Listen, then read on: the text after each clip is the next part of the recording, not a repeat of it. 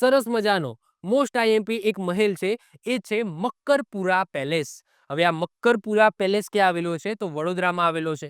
કેવો દેખાય છે? આવો સરસ મજાનો દેખાય છે. આ બ્લેક એન્ડ વ્હાઇટ ઇમેજ છે, આ કલર વાળી ઇમેજ છે. તો આ બ્લેક એન્ડ વ્હાઇટ કંઈક આવો દેખાય છે, કલરમાં કંઈક આવો દેખાય છે. તો આવો સરસ મજાનો પેલેસ મક્કરપુરા પેલેસ તમને ક્યાં જોવા મળશે?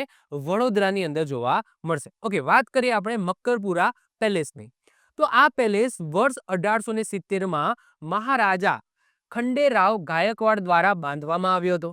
અને એવું કહેવાય છે કે ખંડેરાવ ગાયકવાડના ભાઈ મલ્હારરાવ ગાયકવાડે આ મહેલનો એક ભાગ નાશ કર્યો હતો, એટલે કે તોડી નાખ્યો હતો. અને પછી એ જે એક ભાગ છે ને, એનો જીર્ણોદ્વાર અથવા તો એનું રિનોવેશન કોને કરાવ્યું હતું? મહારાજા સયાજીરાવ ગાયકવાડ ત્રીજાએ કરાવ્યું હતું. ફરીથી રિપીટ કરું છું. આ મહેલ છે એને કોણે બાંધ્યો હતો? તો ખંડેરાવ ગાયકવાડ દ્વારા બાંધવામાં આવ્યો હતો. અને ઇતિહાસ એવું કહે છે, વિકિપીડિયા એવું કહે છે કે આનો એક ભાગ છે, આ મહેલનો એક ભાગ એમના ભાઈનું નામ શું છે? મલ્હારરાવ ગાયકવાડ. એમને તોડી નાખ્યો હતો, એનો નાશ કર્યો હતો. પછી એ જે ભાગ છે એનું રિનોવેશન કોને કરાવ્યું હતું? તો સયાજીરાવ ગાયકવાડ ત્રીજાએ. તો અત્યારે તમે જે પેલેસ જોવો છો, તો એ પેલેસને જોતા તમને એવું નહીં લાગે કે ભાઈ એક ભાગ છે તૂટી ગયો તો એને પાછળથી રિનોવેશન કરાવ્યું, તો તમને એવું નહીં લાગે. પરંતુ એ રીતના એનું રિનોવેશન કરવામાં આવ્યું છે કે અત્યારે પણ તમને એક સરખો આખો દેખાશે. એટલે કે આમાંથી એક ભાગ છે, અડધો ભાગ છે, એ સયાજીરાવ ગાયકવાડ ત્રીજા દ્વારા બાંધવામાં આવે છે અને આનો અડધો ભાગ છે એ ખંડેરાવ ગાયકવાડ દ્વારા બાંધવામાં આવે છે. અત્યારનો તમે જે પેલેસ જોવો છો એની વાત થઈ રહી છે. આના મુખ્ય સ્થપતિ એટલે કે ડિઝાઇનર કોણ હતા? તો રોબર્ટ ફેલોઝ ચિસોલ્મ હતા. આગળ આપણે આ નામ સાંભળ્યું. ઓકે, તો રોબર્ટ ફેલોઝ ચિસોલ્મ હતા. આ પેલેસમાં ઇટાલિયન શૈલીનો તમને પ્રભાવ જોવા મળે છે. કઈ શૈલી? ઇટાલિયન શૈલીનો પ્રભાવ જોવા મળે છે. આ મહેલનો ઉપયોગ ઘણા વર્ષો સુધી ભારતીય વાયુસેના દ્વારા નંબર 17 ટેટ્રા સ્કૂલ, એટલે કે આ નામ આપવામાં આવ્યું હતું, નંબર 17 ટેટ્રા સ્કૂલ તરીકે ઓળખાતી તાલીમ શાળાની અંદર કરવામાં આવ્યો હતો.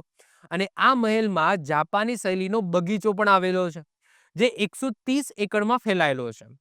તે રોયલ બોટનિકલ ગાર્ડનના આર્કિટેક્ટ વિલિયમ ગોલ્ડરિંગ દ્વારા ડિઝાઇન કરવામાં આવ્યો હતો. તો આ બધી અમુક મહત્વપૂર્ણ વિશેષતાઓ છે જે તમારે યાદ રાખવાની છે. તો મક્કરપુરા પેલેસ સૌથી પહેલા તો કોણે એની શરૂઆત કરાવી હતી, બાંધવાની શરૂઆત? તો ખંડેરાવ ગાયકવાડ. રિનોવેશન કોને કરાવ્યું હતું? મહારાજા સયાજીરાવ ગાયકવાડ ત્રીજા. મુખ્ય સ્થપતિ આગળ જોઈ ગયા, બહુ ફેમસ છે, રોબર્ટ ફેલોઝ ચિસોલ્મ હતા. શૈલી કઈ છે? ઇટાલિયન શૈલી છે. ઘણા વર્ષો સુધી મતલબ કે આ જે છે એને હાઇલાઇટ કરશો. ભારતીય વાયુસેના દ્વારા નંબર 17 ટેટ્રા સ્કૂલ તરીકે આ જે મહેલ છે એનો ઉપયોગ કર્યો હતો એમને ઘણા વર્ષો સુધી. એઝ ઓફ નાઉ નથી, પરંતુ ઘણા વર્ષો સુધી આનો ઉપયોગ કરવામાં આવ્યો હતો આ રીતના. ઓકે, એઝ અ વાયુસેના ટેટ્રા સ્કૂલ તરીકે. ક્લિયર? આ મહેલમાં જાપાની શૈલીનો બગીચો છે અને એ બગીચાના આર્કિટેક્ટ કોણ છે? તો વિલિયમ ગોલ્ડરિંગ છે. કોણ છે? વિલિયમ ગોલ્ડરિંગ. ક્લિયર? તો આટલી માહિતી આ મક્કરપુરા પેલેસ વડોદરામાંથી તમારે યાદ રાખવાની છે. ક્લિયર?